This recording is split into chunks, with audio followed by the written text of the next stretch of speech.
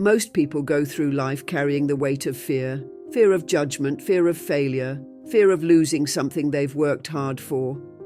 And what's strange is, we rarely stop to question it.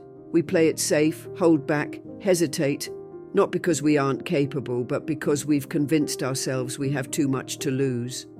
But the Buddha once said, "You only lose what you cling to."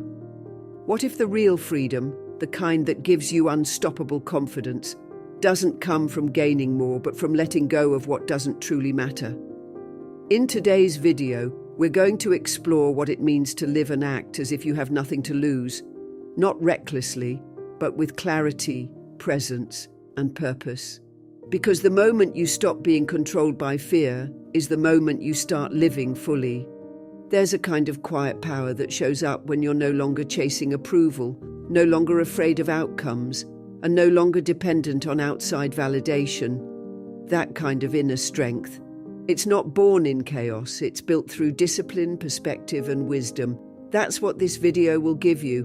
Buddhist insights, grounded in thousands of years of practice, that will help you stop reacting to life and start mastering it. We're going deep today into the mindset of true emotional freedom and the practical ways to live it out. And hey, if you value calm, clarity, and content like this that helps you strengthen your mind, not just survive life but elevate it, there's a simple, free way to support what we're doing here. Just tap the subscribe button below. It helps us keep making meaningful content for people like you. Also, I encourage you to stay with me all the way through. Don't skip around. Each part of this video builds on the last, and by the end, I promise you'll see things from a new perspective. Let's walk this path together. The path of letting go, stepping forward, and discovering what it truly means to act without fear.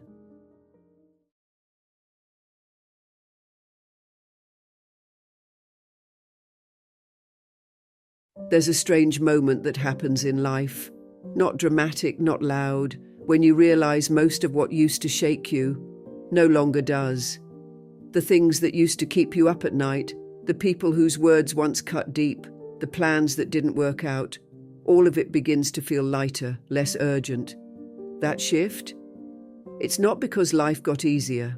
It's because you got clearer.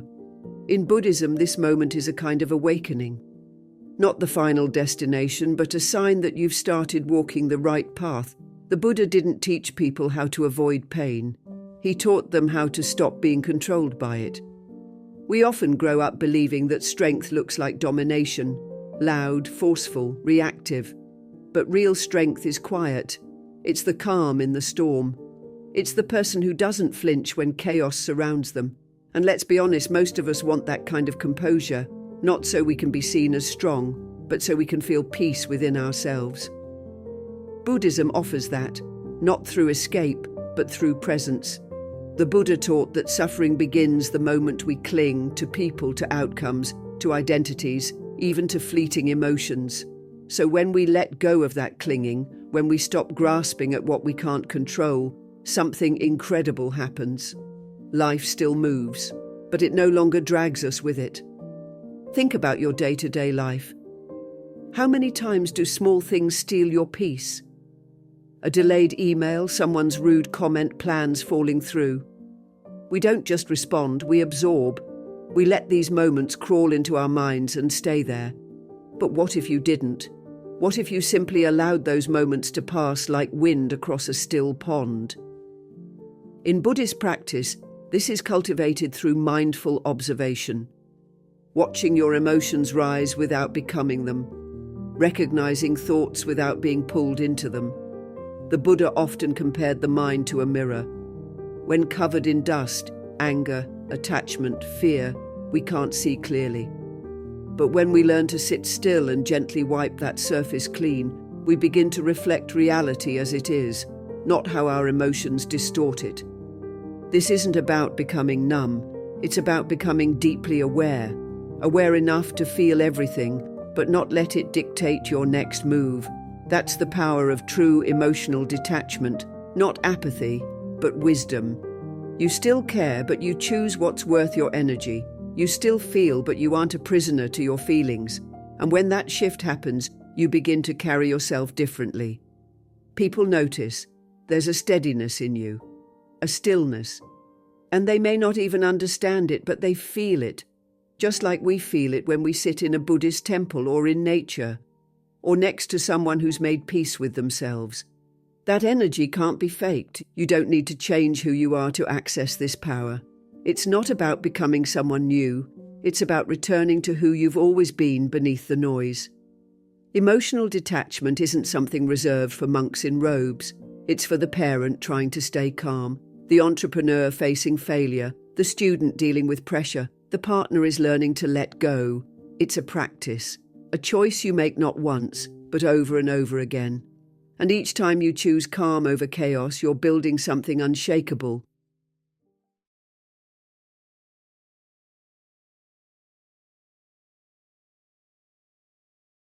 There's a kind of strength that doesn't raise its voice. It doesn't slam doors or storm out of rooms. It doesn't need to prove its point in every conversation. In fact, it often says nothing at all. But it's unmistakable, the energy it carries, the calm it radiates, the way it changes a room without saying a word. You've felt it before. Maybe it was someone who didn't flinch when others lost their temper, or someone who was insulted and responded with silence instead of retaliation. That's not weakness, that's mastery. And in Buddhist teachings, it's one of the most sacred forms of power, restraint rooted in awareness. We often associate strength with action, speaking up, pushing back, asserting our opinions. And of course, there's a time for that.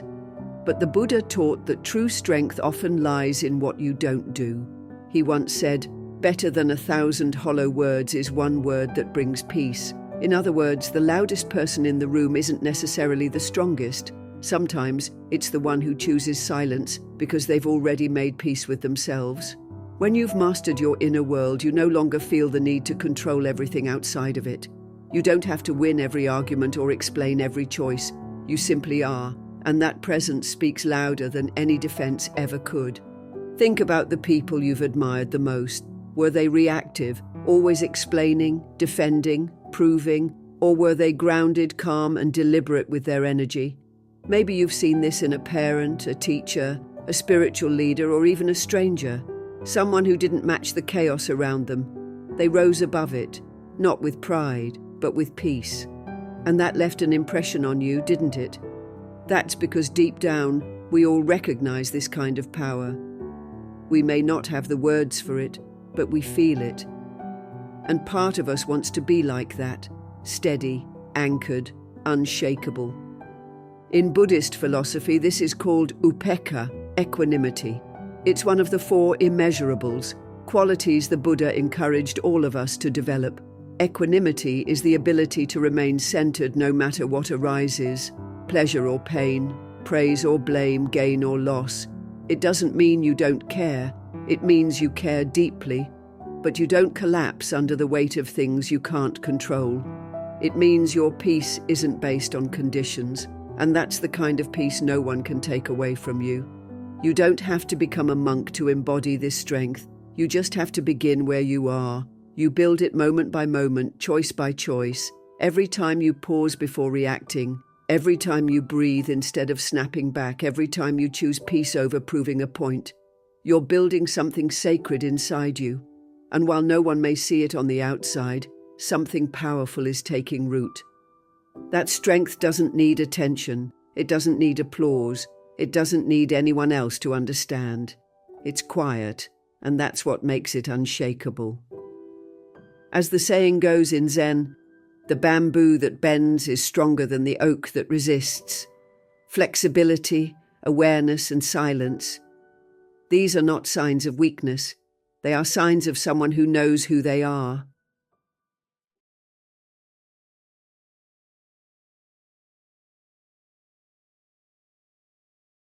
There's a quiet kind of suffering that most people carry, not the loud, dramatic pain that others can see, but the invisible kind, the one that shows up in overthinking, in the ache of being misunderstood, in the moments you smile even though your heart is heavy. It's that weight you feel when something small triggers a storm inside you, and even you don't fully understand why. You try to brush it off, tell yourself you're fine, distract yourself with work, social media, or people, but underneath all of it, there's something that still hurts. And the truth is, that pain doesn't mean you're weak. It means you're human. In Buddhism, there's a clear distinction between pain and suffering. Pain is inevitable. It's part of being alive. But suffering, that's what happens when we cling to the pain, when we resist it, when we build stories around it. The Buddha taught that suffering is born from attachment to people, to outcomes, to identities, and to expectations.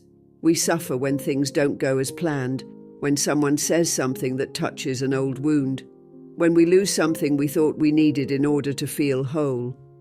The pain itself is real, but it's the clinging, the holding on, that deepens the suffering. Think about it this way. If you get a small cut on your finger, it stings for a moment, but it heals on its own. But if you keep touching it, picking at it, obsessing over it, that little cut becomes infected.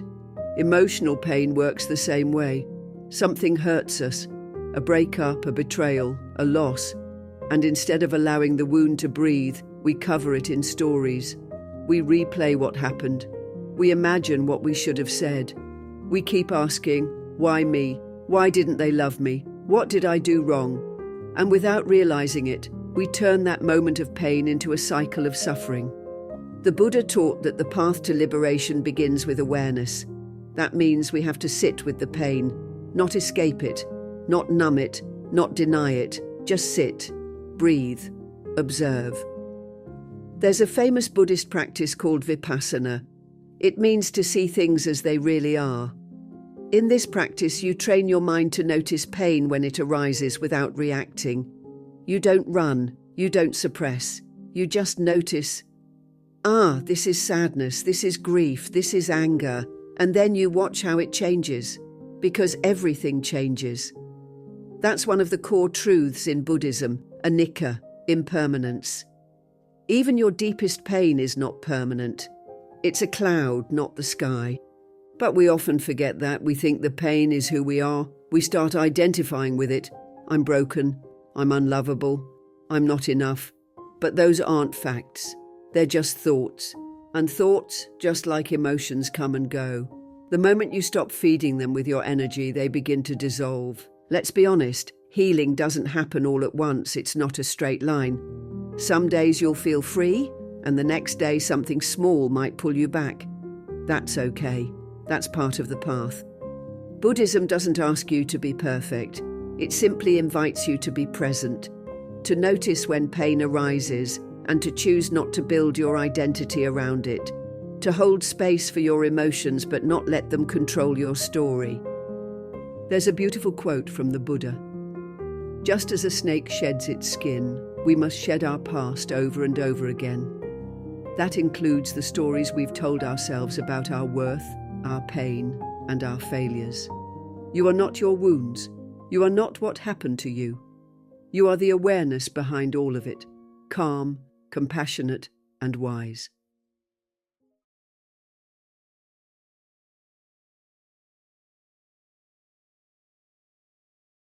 It's strange how the smallest things often drain us the most. Not the big moments, not the obvious disasters, but the quiet little distractions that chip away at us all day long. A message that lingers without a reply, a look that makes us overthink, a tiny comment that echoes in our head for hours. These things seem harmless, almost forgettable, yet they're the ones that keep us stuck in loops we can't explain. It's not the storm that sinks the ship, it's the slow leak, the quiet drip you ignore until everything feels heavier than it should. The Buddha taught that what we dwell upon, we become. And that's the real cost of these tiny things. It's not just the time they steal, it's the version of ourselves they pull us into.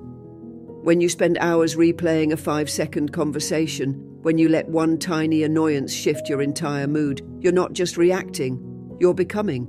Bit by bit, you lose your center, not because someone wronged you in some massive way, but because you let something small take up space in your heart. And it happens so quietly, you barely notice it. Think about how often your peace is stolen by things that don't even matter a day later. The traffic jam that had you clenching your jaw. The missed text that made you feel unimportant. The way someone said something, not even what they said, just how they said it. These aren't major life events, but when you carry them, when you feed them your energy and attention, they grow. What could have been released in a breath becomes a burden. And when this happens every day, peace becomes a distant memory. Not because life is hard, but because we keep holding on to the little things that should have been let go. Buddhist philosophy offers a beautiful teaching here. Don't let the dust settle on your mind. Just like a still pond is clouded by a single drop of ink, our clarity is clouded by every small thought we let spiral. So the practice isn't just about staying calm in crisis. It's about noticing the subtle agitations before they take root. It's about asking, is this worth my peace? Before giving something your full attention. Because once you give it, getting it back isn't easy. We think letting go has to be this dramatic event, but more often, it's choosing to not pick something up in the first place. It's a quiet, no thanks, to the story your mind wants to tell. It's the pause before responding, the breath before reacting, the moment of awareness that says, this doesn't deserve my energy. And when you live like that, moment by moment, you stop bleeding energy over things that don't nourish you. There's a Zen story about a monk who was insulted by a traveler. The monk simply smiled and continued on his way. Later, when asked why he didn't respond, he said, if someone offers you a gift and you don't accept it, to whom does the gift belong? That's what happens when you choose to let the small things pass.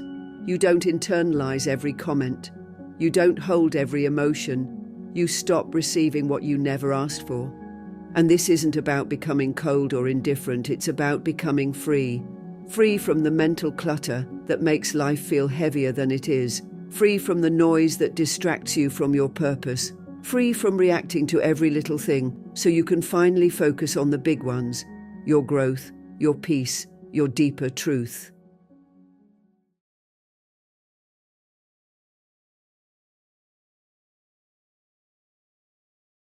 It's strange how often we forget our own power. We move through life reacting to what's thrown at us. Traffic, rude people, disappointing news, the weight of expectations. And before we know it, we start believing the story that we have no control, that we're stuck, that life just happens to us and we have no say in the matter. But that's not true. It never was. What we often mistake as being powerless is actually just a moment of forgetfulness. A moment where we lose sight of our ability to choose. Buddha taught that suffering doesn't come from what happens to us, it comes from our response to what happens. In other words, pain is inevitable, but suffering is optional. The way we respond is where our freedom lies. That's not always easy to accept, especially when life feels overwhelming. But here's something powerful: no matter the situation, no matter the chaos around you, your mind, your thoughts, your next step. Those are always yours. Nobody can take them from you without your permission. Think about it. You can choose how to react when someone disrespects you. You can choose to pause instead of explode. You can choose to walk away from things that drain you instead of clinging out of fear. You can choose to sit with discomfort instead of numbing it. Even when you feel stuck, especially then, you still have a choice. And that choice is sacred. In Buddhism, this is what we call right intention, a key part of the Eightfold Path. It's the ability to act from clarity, not compulsion, to live consciously, not automatically. But most people never slow down long enough to realize this. We get swept up in routines, in patterns, in reactions that have been running on autopilot for years. And when things don't go the way we planned, we say things like, I had no choice. But we did. We always do. What we often lack is not the opportunity, but the awareness. The awareness to pause, to breathe, to check in with ourselves before handing our energy over to anger, fear, or regret. There's a story in Buddhist tradition about a student who asked the master, how do I gain control over my mind? The master smiled and said, you already have it. You just forget. That's it. We forget. But every breath is an invitation to remember. Every moment is a doorway back to yourself, back to your clarity, back to your freedom. Here's the truth. Choosing doesn't mean life becomes easy, but it does mean you're no longer at the mercy of it. You're not a leaf being tossed in the wind. You're the one holding the sail. And that sail, it's your ability to respond, not react, to shift your mindset, to return to your center. In Buddhist practice, we're taught to be the observer of our mind, not the slave to it. That means recognizing when we're about to spiral into fear or blame and gently choosing a different path. A path rooted in wisdom, not impulse. So next time you find yourself saying, "I can't" or "I have no choice," pause, breathe, and ask, is that really true? Or am I just afraid of choosing something unfamiliar? Because often it's not the lack of options that holds us back. It's the fear of what choosing something different might mean. But courage, as the Buddha taught, grows in stillness. It grows when you sit with yourself, face the discomfort, and choose peace anyway.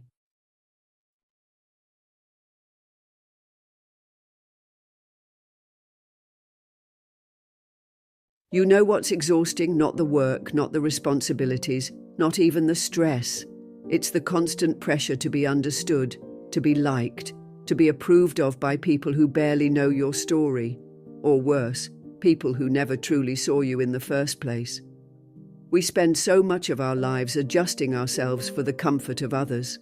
We explain our choices, soften our truth, overextend our time, just to avoid being misunderstood. But here's the hard truth. The need for approval is one of the greatest prisons we willingly walk into. It begins quietly. Maybe as a child you learned that pleasing others brought safety, or that being agreeable made life smoother. Slowly, your compass starts to point outward instead of inward. You stop asking, "What's right for me?" and start asking, "Will they be okay with this?" And before you know it, your peace depends on someone else's opinion. Their nod becomes your permission slip to feel worthy. But Buddhism teaches something radically different. It teaches you to drop that need completely. The Buddha said, "You, yourself, as much as anybody in the entire universe, deserve your love and affection. Not because someone else approves, but because your worth was never up for debate." Think about how much of your life has been shaped by fear of judgment. How many dreams were shelved because you were afraid of what people would say? How many times did you shrink your voice because someone else might not like the sound of it? And here's what's even more painful. The approval you're chasing often doesn't come. And if it does, it's short-lived, conditional, fleeting. You can change your appearance, your goals, your tone, and someone will still find something to critique. That's not a reflection of your value. That's a reminder that no amount of approval will ever feel like peace, because peace doesn't come from outside. Buddhism gently invites you to see through this illusion, to understand that clinging to praise is just another form of suffering, because when your joy depends on being seen in a certain way, you're not really free. You're a puppet pulled by invisible strings, every compliment lifting you up, every disapproval dragging you down. And what's most dangerous is that your real self, the one that's bold, soft, kind, and powerful, gets buried under layers of performance. So what happens when you stop chasing approval? You get your life back. You start making choices that are aligned with your values, not someone else's expectations. You begin to speak from your heart, even if your voice shakes. You walk away from situations that drain you without needing to explain why. You learn to say no without guilt and yes without seeking applause. And most importantly, you begin to rest, really rest, because you're no longer performing your worth. You're simply being it. This isn't an invitation to become indifferent or cold. It's an invitation to become deeply rooted, to trust that your inner guidance is enough. The Buddha taught that liberation comes not from controlling the world, but from mastering your mind. And part of that mastery is knowing when to release your grip on others' opinions and come home to your truth.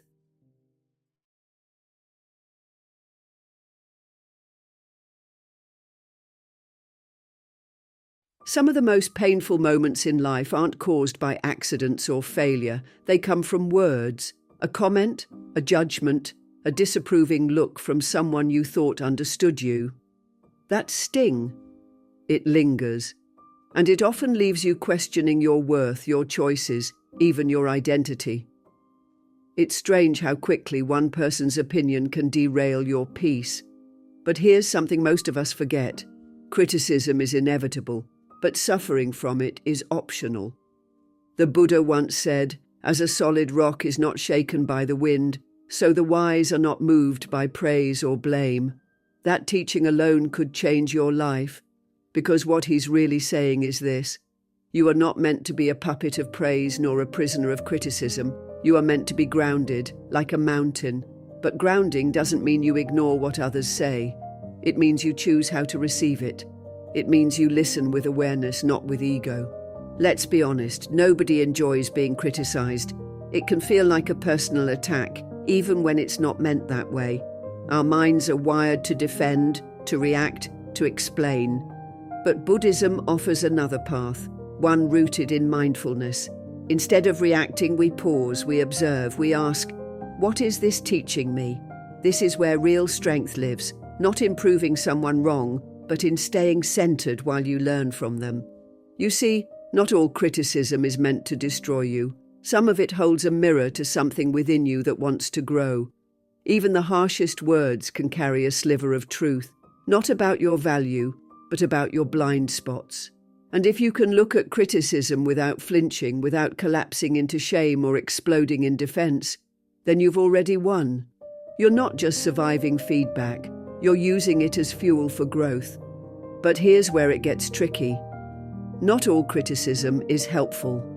Some people project their own pain, insecurities, and fears onto you.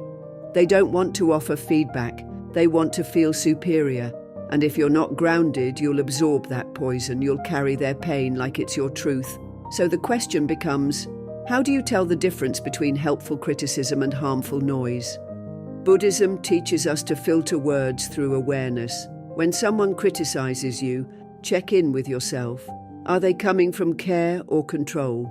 Is their feedback about your growth or about their discomfort with your freedom? If the criticism helps you reflect and improve, use it. But if it's rooted in jealousy, control, or cruelty, let it go. Like the Buddha said, if someone offers you a gift and you do not accept it, to whom does the gift belong? You are not obligated to carry every opinion handed to you. Not every judgment deserves your energy. Wisdom is knowing when to receive and when to release. And you'll know you're growing when you can sit with criticism without being shattered by it. When you can say, "Thank you for your perspective," and still walk your path with clarity and grace. Learning from criticism without being owned by it is one of the highest forms of spiritual maturity. It's emotional self-respect. It's the ability to extract the lesson without absorbing the venom. And most importantly, it's how you protect your peace while still evolving.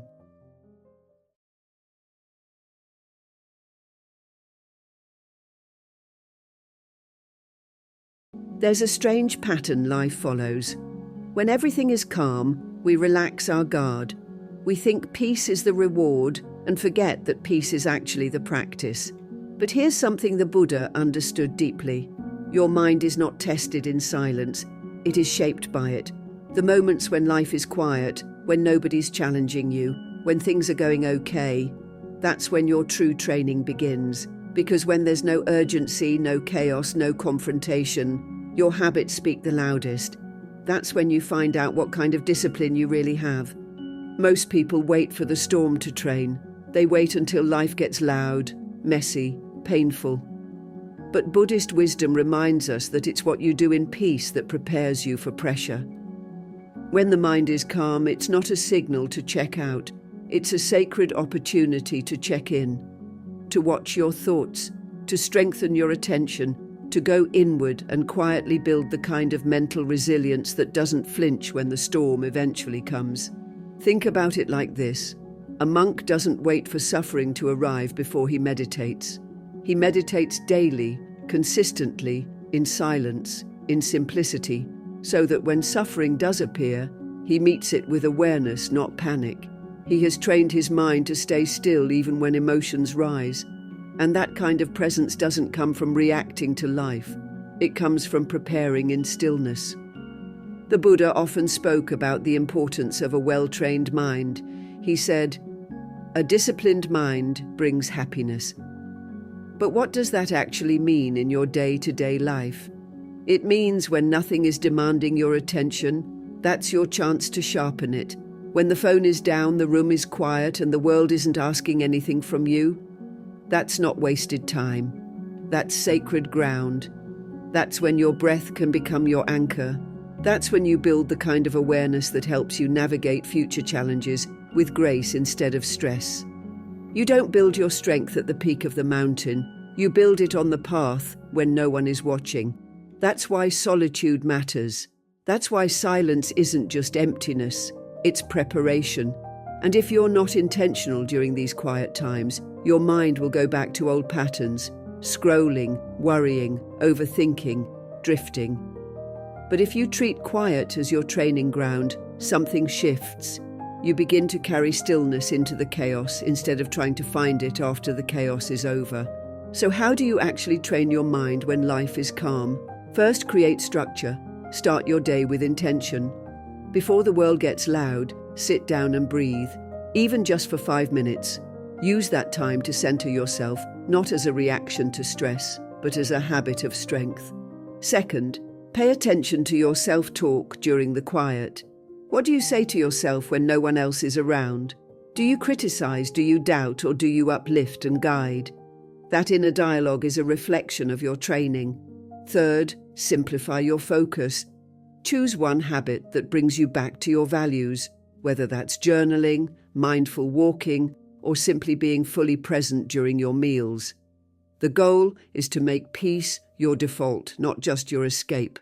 And finally, protect your quiet time like it's sacred, because it is. These moments don't always feel urgent, but they're some of the most powerful in shaping who you're becoming. The calm times are not the breaks between growth. They are the growth if you use them with awareness.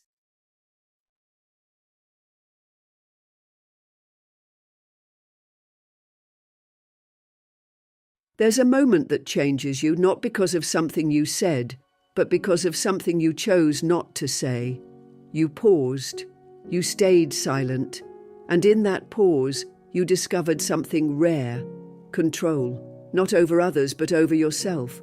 In a world that rewards fast replies, constant updates, and loud opinions, silence becomes more than just the absence of noise. It becomes a strategy, a quiet rebellion, a return to self-mastery.